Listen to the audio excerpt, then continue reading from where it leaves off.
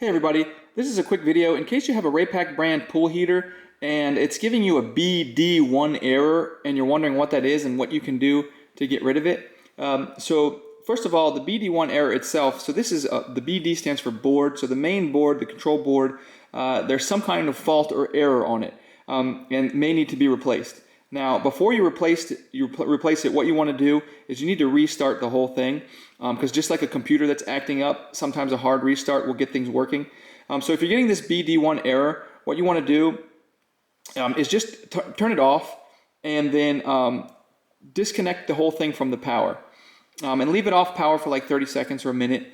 Then reestablish power, turn it back on, and that will clear out the error and hopefully it doesn't come back because if it doesn't come back then you've got a more serious problem going on with the board that will need to be replaced. But anyways, I hope this video helped you figure out what's going on. Thanks a lot for watching. Have a great day.